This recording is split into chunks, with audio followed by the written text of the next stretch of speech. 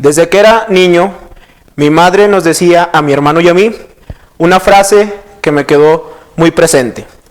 Nada de niño ven. Esta frase hace alusión a no hacerle caso a cualquier persona que nos llamara en la calle y así poder evitar cualquier tipo de engaño o cualquier tipo de situación en la que nos pusiera en riesgo. Y hasta la fecha, pues si me dicen niño ven, pues no voy, ¿verdad? En la actualidad, el ciberespacio ha propiciado diferentes oportunidades para que esta frase de nada niño ven se pudiera convertir en una realidad. Actualmente los engaños se están dando ya en una virtualidad, se están dando de diferente manera y precisamente los diferentes cibercriminales tienen diferentes oportunidades para poder emplear diferentes técnicas de engaño. Entonces esta frase de niño ven también va aplicando al ciberespacio. We Are Social y HotSuite nos muestran una estadística muy interesante en la cual nos dicen que ha incrementado el 7.3% en este año del 2021 en cuestión de uso de Internet y de la población pues que lo usa. De los 7.8 billones que somos en el mundo, ¿verdad? En este planeta, 4.6 billones son los que precisamente utilizan Internet y tienen acceso a redes sociales y demás. Estamos hablando casi pues del 59.9% aproximadamente. Y además también nos dan datos muy interesantes de que utilizamos en promedio 7 horas diarias el Internet y los dispositivos tecnológicos, lo que precisamente nos abre una oportunidad, ¿va? O a los criminales les abre una oportunidad para cometer diferentes actos. ¿Qué actos nos vamos a encontrar precisamente en el ciberespacio y en este uso de tecnología y de Internet? Pues vamos a tener delitos cibernéticos y precisamente el cibercrimen. ¿Como cuáles? Bueno, vamos a tener el grooming, la suplantación de identidad, el robo de información, secuestros virtuales, ingeniería social, fraude, entre otros. No hay que olvidar un caso que pasó en México a través de un juego muy importante, muy conocido, en el cual contactaron a adolescentes y estos iban a ser víctimas precisamente de trata de personas. Afortunadamente lograron salvarlos, pero bueno, ahí está esta situación del cibercrimen. Entonces, en estos y otros casos, vamos a encontrar que el problema, pues, no está en el uso de la tecnología como tal, ni en el uso de los videojuegos, ¿verdad? Sino que está en una conciencia líquida que estamos viviendo, pues, en la sociedad actual. Este término de la conciencia líquida, yo lo acuño a través de una teoría que propone Bauman sobre la modernidad líquida, en donde nos dice precisamente que hay una inconsistencia en las relaciones sociales y que precisamente perdemos muchas de las características esenciales de esta sociedad, pues, de las relaciones interpersonales, y que esa liquidez está constante y no tenemos precisamente la solidez, no somos sólidos en nuestro pensamiento y en muchos de nuestros hábitos. Y precisamente las redes sociales y la virtualidad han generado y han propiciado diferentes oportunidades para que esta conciencia líquida siga pues ahí vigente. ¿Por qué? Porque puede ser un puente para bien hacer actos ilegales o puede ser también inclusive una barrera. Pero bueno, el cibercrimen está ahí. Entonces esto constituye todos estos actos y todas estas cuestiones de la conciencia líquida, en la falta de la solidez, pues, ¿va? Constituye una ventana abierta precisamente para el cibercrimen. Esta fluidez, esta falta de consistencia de nuestra conciencia, estas frases típicas que decimos no pasa nada o nunca me va a pasar a mí, precisamente elabora pues o crea una ventana totalmente abierta para el cibercrimen. Es ahí cuando decimos pues que la ventana para los actos cibercriminales y para los ciberdelincuentes está totalmente abierta y entonces tenemos que cerrarla.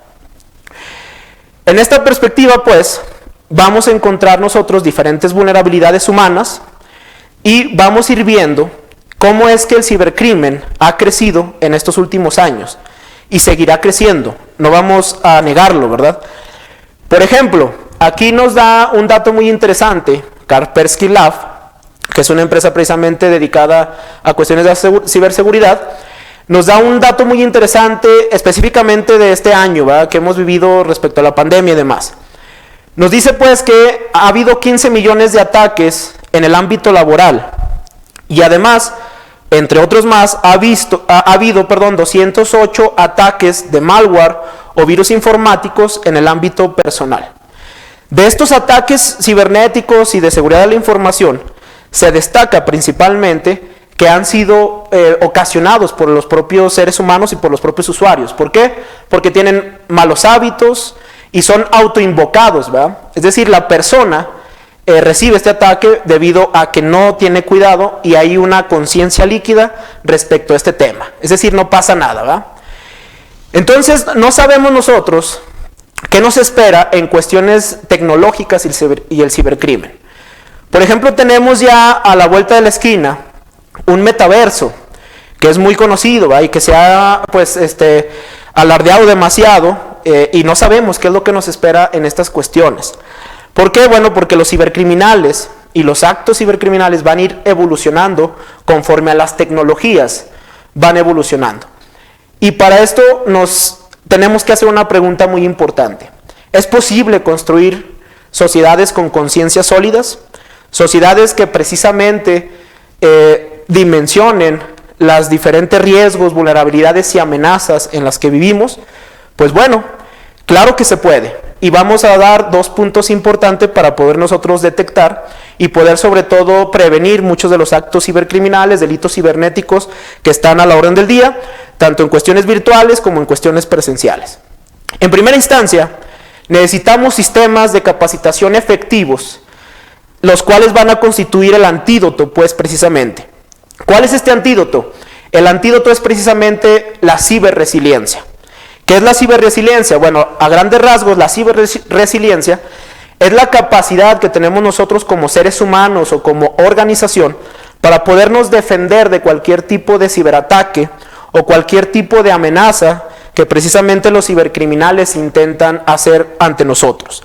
Por ejemplo, defendernos ante un robo, ante un fraude, ante cualquier situación pues en la cual nosotros hemos estado en riesgo, ¿verdad?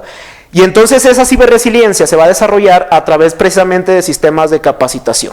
Ese es el primer punto. Pero tenemos otro punto también importante. Necesitamos apoyarnos de los expertos y de quienes nos protejan. Hay que aprovechar las diferentes investigaciones y los diferentes avances que hay sobre este tema.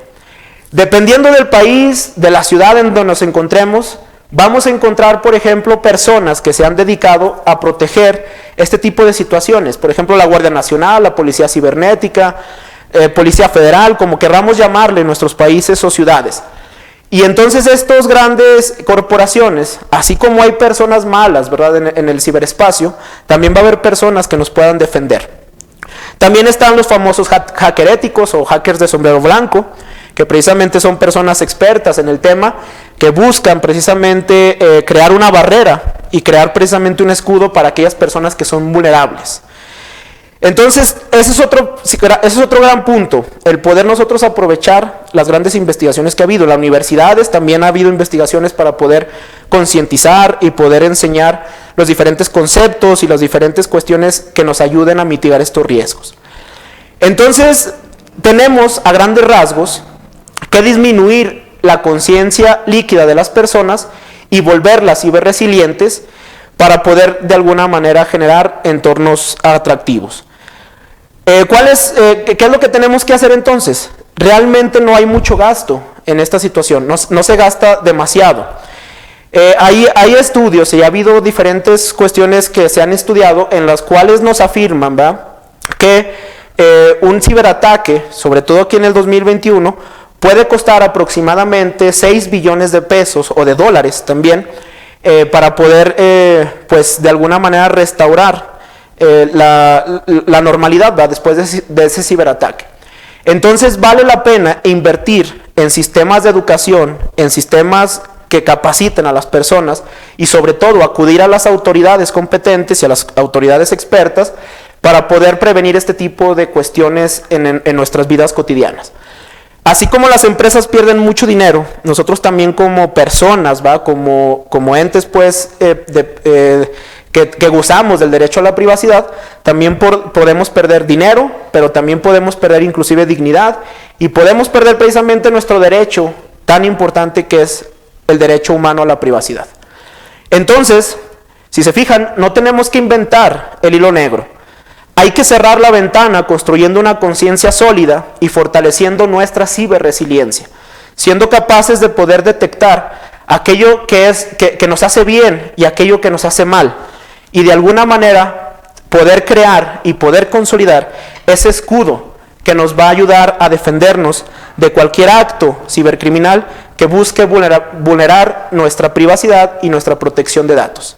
Entonces, nosotros tenemos pues que cerrar esa ventana al cibercrimen, y la podemos hacer mediante el desarrollo de la ciberresiliencia y poder de alguna manera crear una conciencia sólida para poder dejar de tener esa conciencia líquida. Cerremos entonces esa ventana del cibercrimen mediante estas capacitaciones y mediante estas estrategias de cuidado y protección de datos. Muchas gracias.